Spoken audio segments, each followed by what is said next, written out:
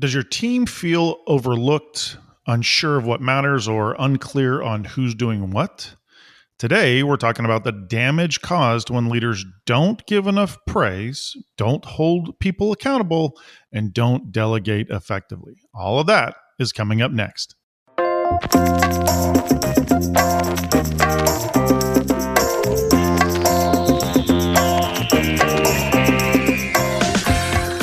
Welcome to the Chris Licurdo Show, where we discuss leadership and life and discover that business is what you do, not who you are. Welcome to the show, folks. I hope you're having a fabulous day wherever you are. Today, we are continuing on with our Too Little Leadership mini-series, all part of a broader focus on leadership balance, how to stop doing too much or too little, and start leading with clarity and purpose. Now, if you've ever felt like your team lacks energy, or they're not taking ownership, or they just don't seem aligned with the goals that you have, then the root issue might actually be because you are under leading them, especially in key areas. So today we're hitting three big ones. We're hitting the area of praise, the area of accountability, and the area of delegation. So let's jump right in. Don't turn this off. Right? Some of you are going, "Oh my goodness, here we go with that whole praise thing." Just stick with me for a little bit, right? The first thing we're going to hit is exactly that. Too little praise makes people feel invisible. So if you've got a team member who's crushing it, who's showing up on time or early, going the extra mile, but you haven't said anything because, well, what do we normally think? Especially with business owners, entrepreneurs have a tendency to think, why do I need to tell you you're doing a good job? I do that every single time I sign that paycheck, right? Every time you get a paycheck from me, that is me telling you you're doing a good job. If you're doing a bad job, you wouldn't be here. That tends to be a common thought process through the mind of the business owner or the entrepreneur. And I will tell you, I absolutely get it. I have been a business owner for a really long time. I have been leading people for much longer than that, decades, over 3 decades. And I will tell you, I have had many times in my leadership career that I have thought, why do you need more than this? You're getting a good paycheck. We're walking through things, we're talking through things, we're communicating well. What's the problem? Well, I will tell you, early on in my leadership career, that became very apparent to me that people need affirmation. People need praise. Any of you that have been through Next Level Life or even Strat Plan, pretty much anything that we teach, you have come across this process that we call the root system. It's the basis for Next Level Life. And we have gotten to this place of understanding that, things that are hidden in people's root systems are affecting how they need to be treated, how they need to be talked to, led, directed, guided. Now, as I say this, you might be somebody who is like, that is just ridiculous. That's just a wuss that needs to be told that they're doing a good job. And guess what? Your root system is leading you to think that way. It doesn't mean that you're wrong. It doesn't mean that you're right either, right? There's plenty of folks that do not need a pat on the back. They just go do stuff because that's how they're built, right? They make things happen. I'm somebody who is not looking for anybody to tell me I'm doing a good job. I'm going to go and bust it no matter what. It's just who I am. It's how I'm built.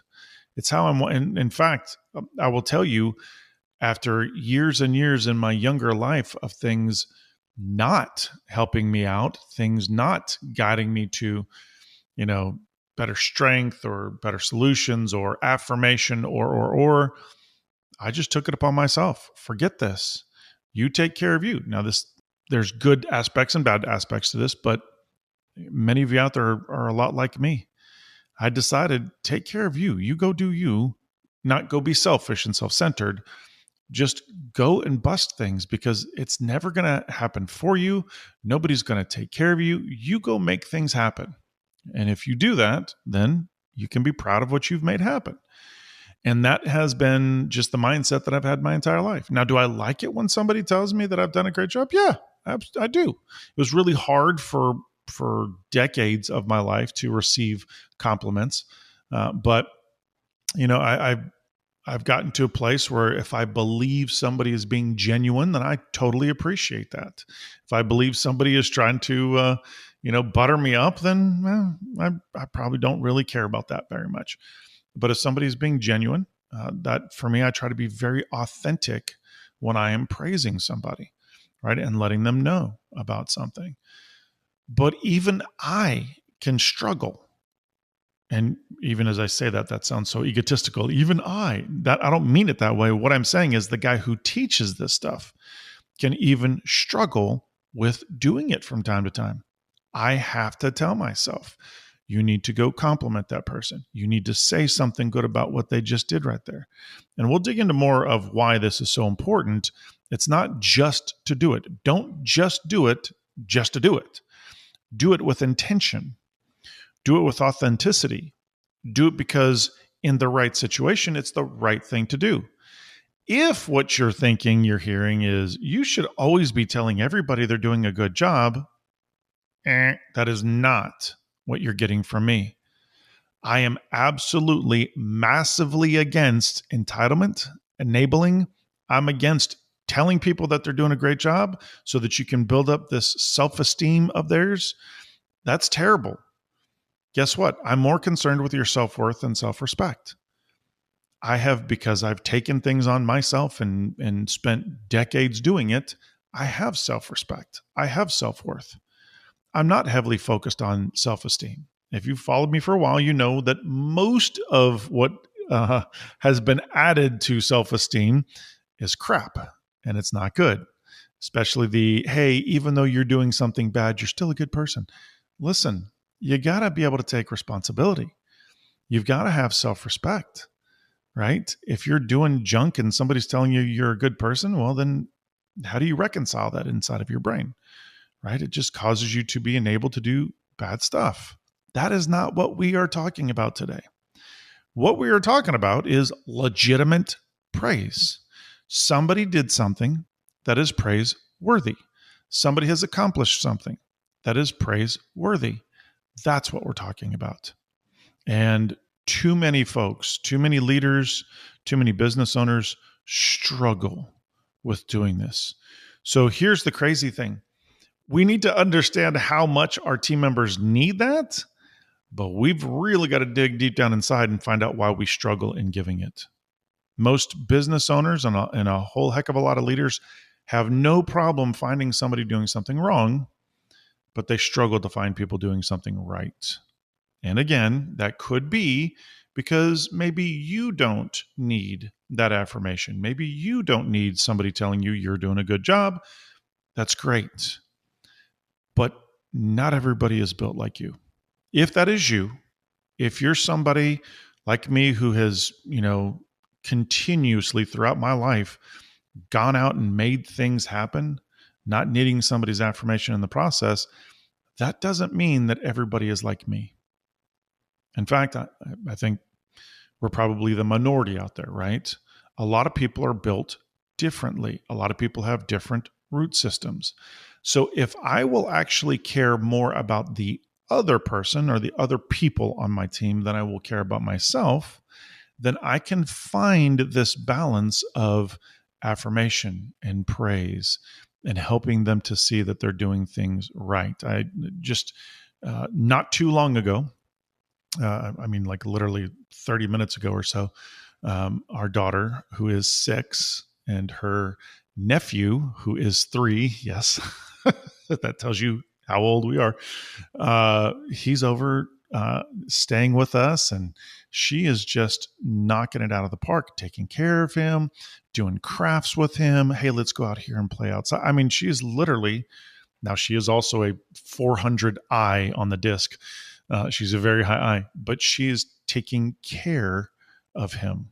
She is showing him, hey, let's do this. What if we do this over here?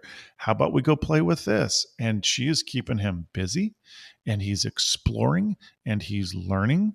And as this is happening, I look at my daughter as I'm, getting ready to come and do this show. And I just looked at her and I said, hey, babe, you're doing a great job. Great job playing with him, leading him. Great job in showing him how to do the crafts. And my daughter was like, oh, uh-huh. And I'm like, no, babe, are you listening to what I'm saying? And she's like, yeah, I'm doing a good job. And I'm like, you are. And I'm so proud of her, right? It's such a good moment that she doesn't need to hear that from me. She didn't just stop and just become super enamored with her daddy because he just said that. She heard it. She received it. She understood it was a legitimate thing from me. It was an authentic praise from me. And that's a great thing. If she wasn't doing a good job and I'm trying to get her to do a good job, praising her actually isn't going to help. What is it going to do? It's going to cause her to go, oh, I really don't have to do anything and I get praise from daddy. That's pretty fantastic. Right? So I'm looking at the thing that she's doing, and they're kids playing. But if I don't stop to recognize the leadership from a 6-year-old, if I don't stop to recognize the influence from the 6-year-old, how in the world am I going to do it with a 26, 36, 56-year-old? How's that going to happen? It's not. So these are things we need to understand. I am not telling you to go create enabled brats. I'm not telling you to go create entitled people. What I'm saying is, if you don't recognize that people feel unnoticed when you don't recognize them, if you don't realize that people, their motivation will fade, they're going to wonder if their work even matters to you.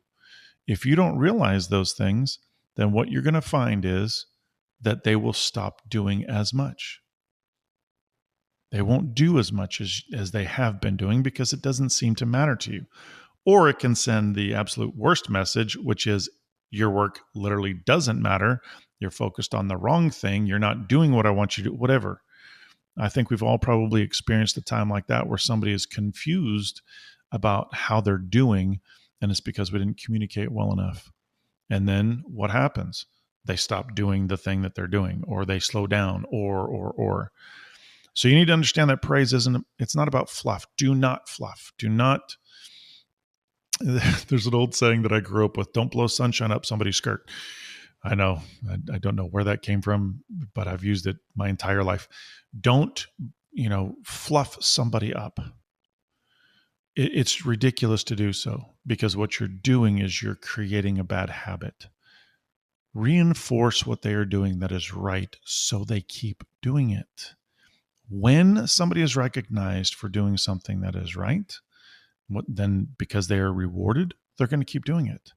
So that's what you should be doing. Catch people doing things well and then say something about it, right? Tie praise to, values or goals inside of your business. That's exactly the ownership that I want you to have right there. What you're doing right there, that's exactly the ownership I'm looking for. Thank you for doing that. Well done. What am I saying to my daughter this morning?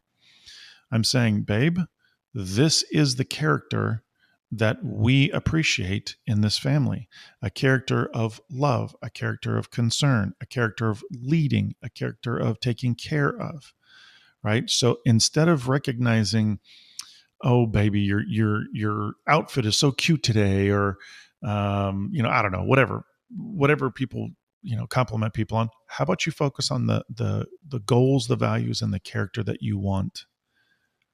I want a daughter who leads others well, who cares more about other people than she cares about herself, right? That's not being selfish and self-centered.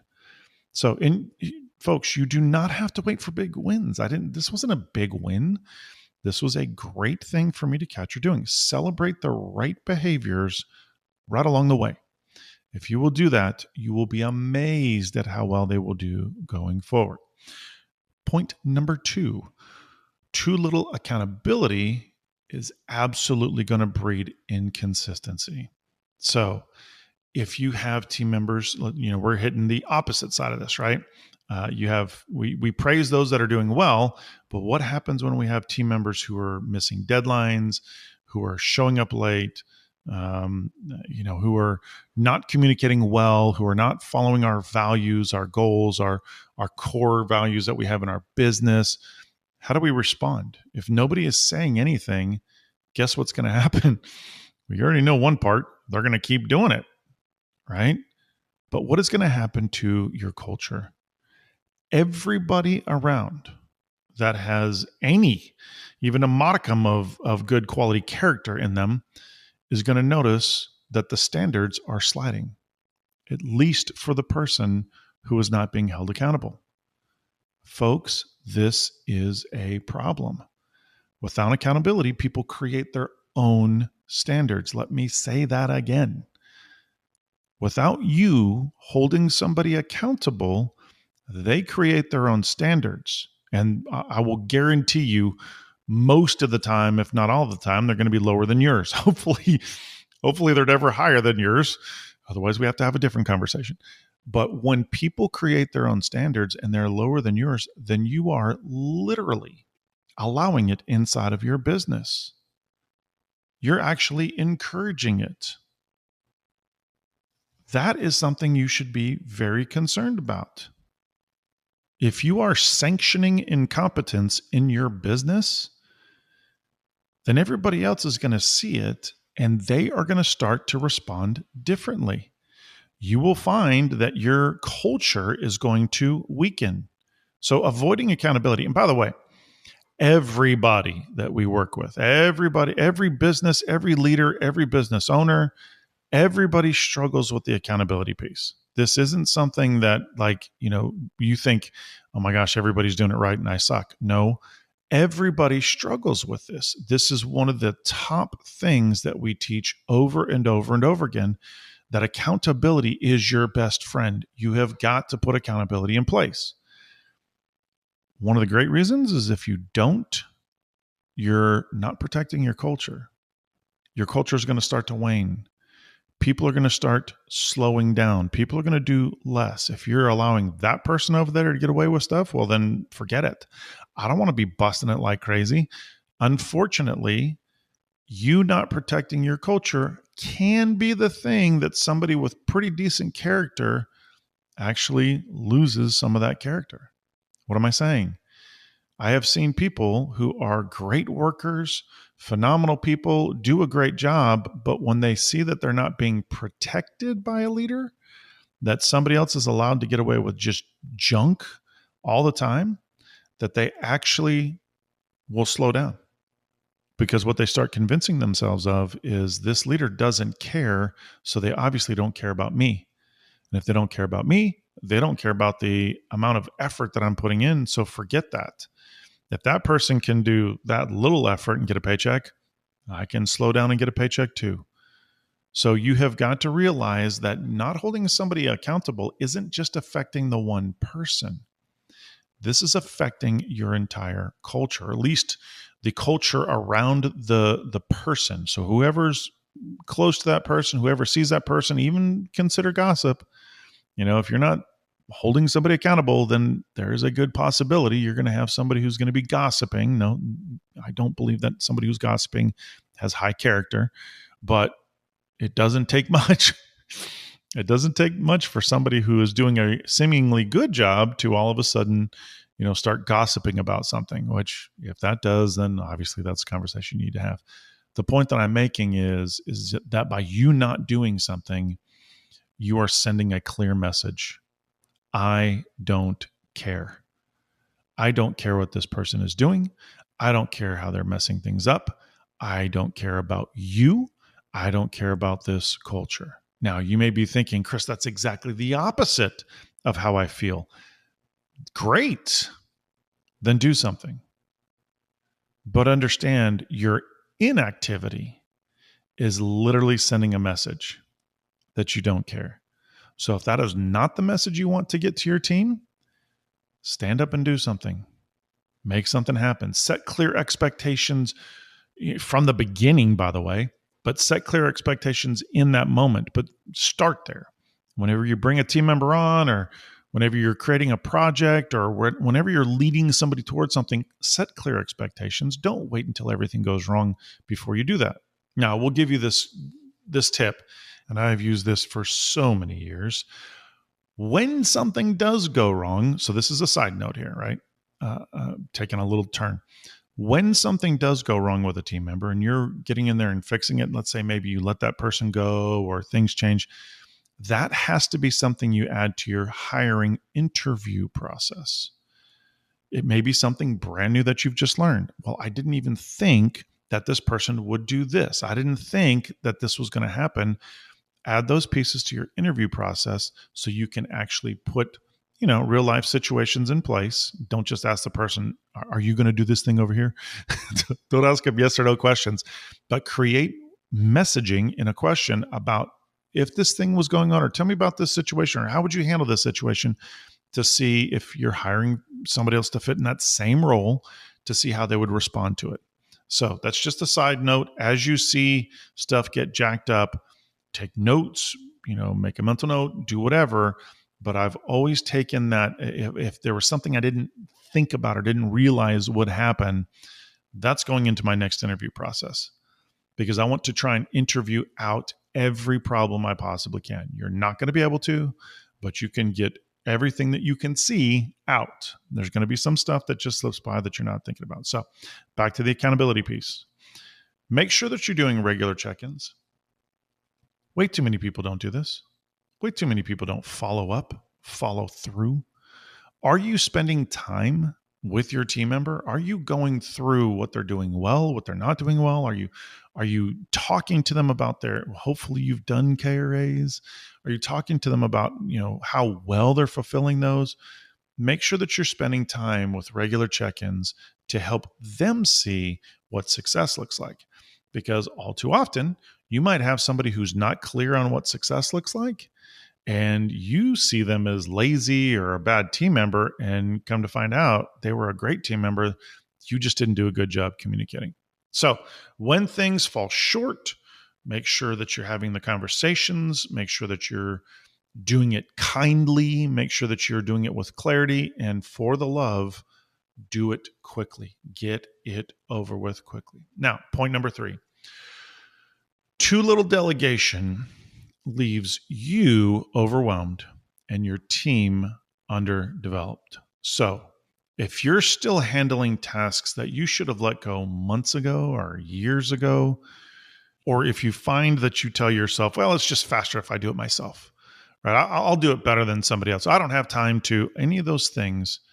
What you're going to discover, hopefully you'll discover this, is that your team is being underutilized because you're holding on to everything. You're holding on to the things that you could be passing off to somebody else and training them up.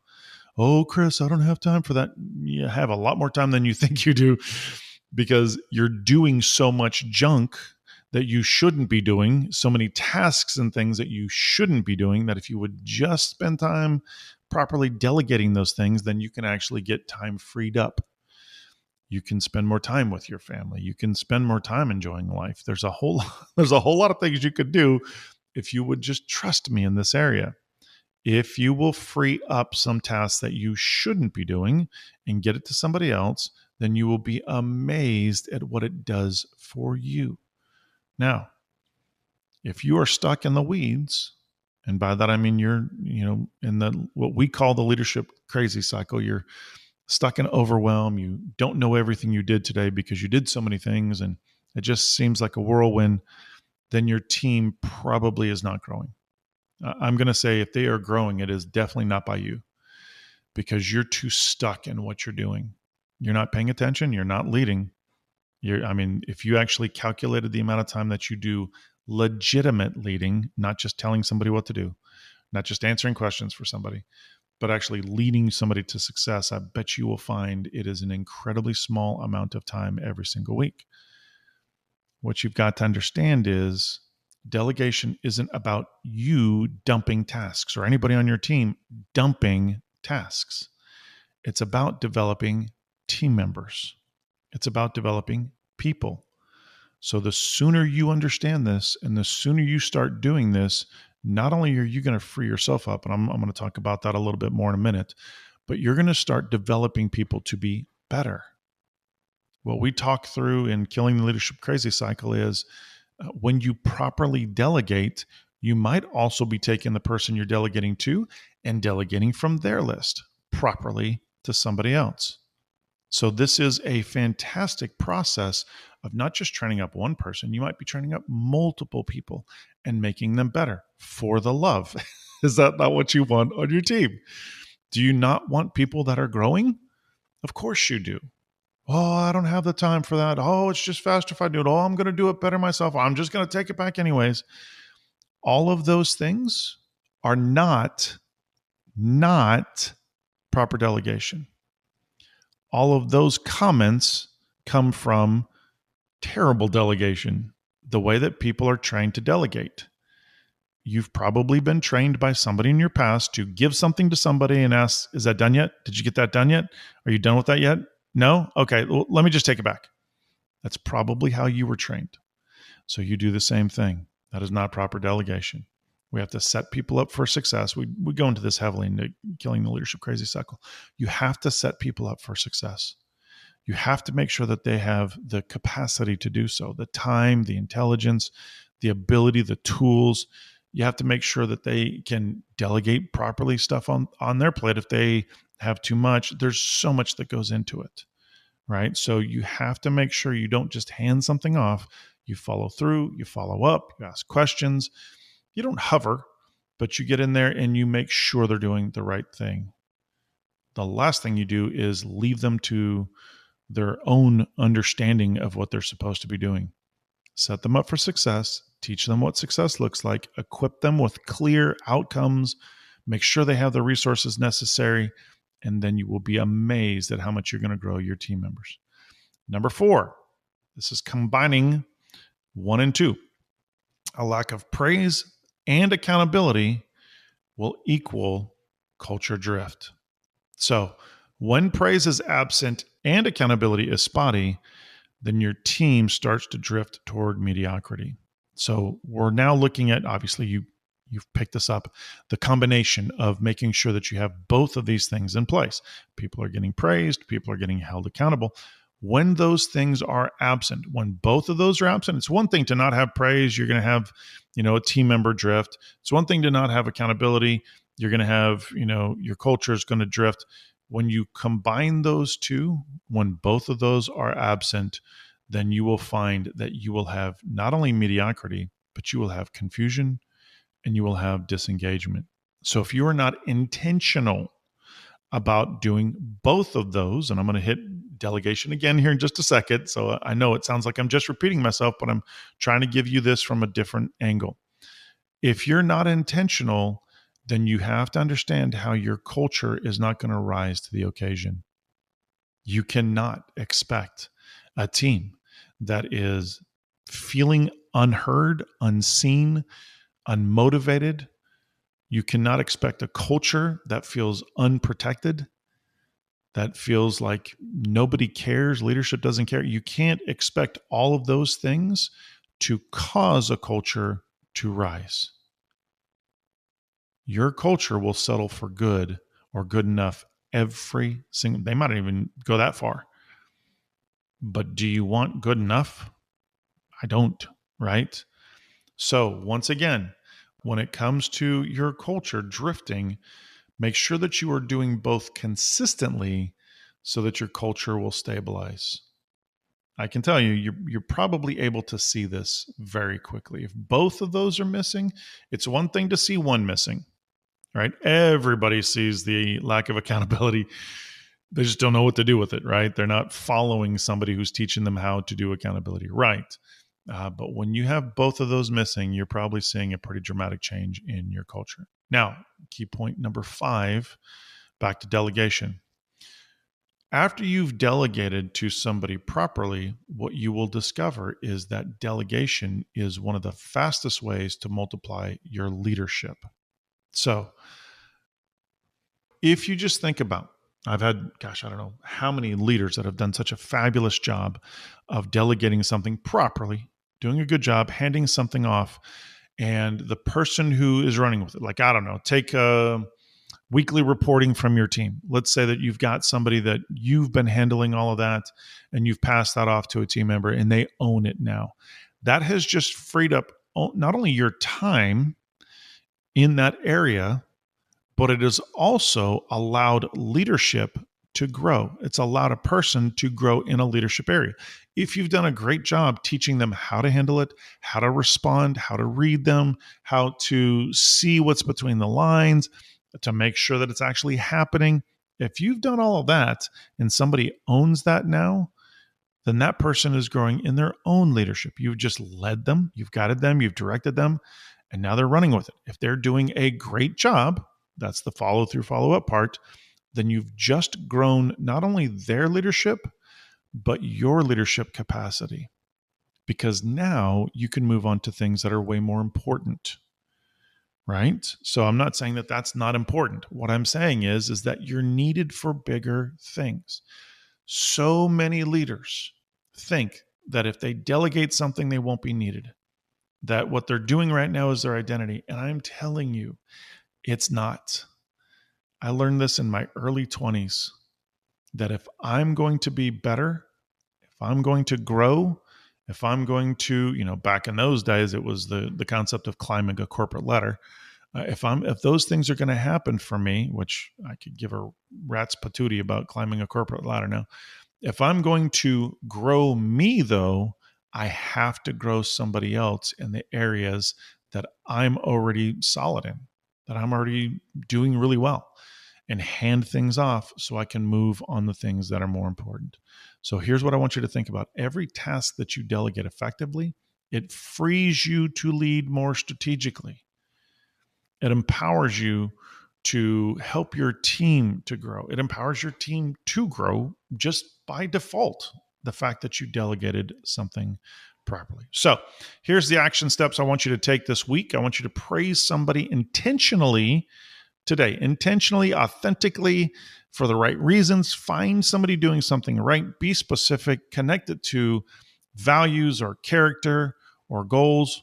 Be authentic about it. No enabling, no one making anybody entitled in something, right? Find something that somebody's doing right and intentionally praise them. Number 2, review your current tasks. What are you still doing that you could or should delegate? Important thing to look through those things. What are the things that you're doing that, we're paying you too much money for you to be doing this, right? And by we, I mean you or the business, that you can actually hand this off to somebody else and be focused on more important things. Number 3, have one accountability conversation that you've been avoiding. You probably have one that's coming to your mind right now. Do it with clarity. Do it with grace, but do it. Make it happen. Number 4, ask your team, hey, is there anything I could hand off to you? Maybe entrust you with that I'm still holding on to? Is there anything that you see that you are like, man, I would love to take that. I can handle that. Now, understand if you're talking to somebody who really, really wants your approval, then there's going to be an answer of yes. If they don't have the capacity, they're going to say yes anyways, right? All of you high eyes out there, don't say yes to stuff that you don't have the capacity to take on. Now, it doesn't mean that you can't say yes if I can delegate this thing off of my plate. I would love to take this off of your plate, leader. Can I delegate something off of mine? So just make sure that if you're the person who's asking for the delegation, to be delegated to, the delegatee, that you're not overwhelming yourself, because what you think is going to impress your leader is actually going to cause them to be really upset in the future when, all the balls in the air start dropping, right? So make sure that you're setting yourself up for success. Leader, make sure that you're not allowing yourself to delegate something to somebody that they don't have the capacity to do. Number 5, write down your praise/accountability rhythm, if you will. Make sure that you're building consistency into your culture. How often can I go find somebody doing something right and compliment them on it? It doesn't mean go do it 27 times a day. then it won't be authentic, right? So make sure that you're looking at least some level of rhythm that you can go and do that. Now, some additional resources for you. The 3 episodes before this, 641, the role of coaching and leadership, growing teams through mentorship, 642, too little leadership, communication, problem solving, and guidance, and 643, too much leadership, communication, problem solving, and guidance.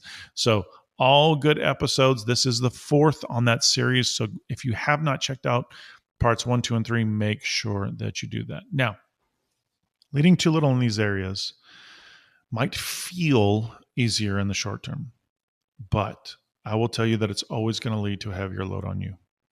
It's always going to be tougher on you. You will, if you haven't noticed that, you will notice that. The sooner you, and the other thing is you might just you've never delegated, so you actually don't realize how much of a heavier load you have. But the sooner you learn how to delegate properly, as we talk about, the easier and the lighter your load will be. That allows you to focus on more important things. So recognize that your team needs your voice. They need your encouragement. They need your expectations clearly, set those clearly, and they need opportunities to grow. Now, next week, we're going to look at the flip side, what happens when you go too far in these areas, these same areas, and how praise, accountability, and delegation can actually backfire when it is overdone.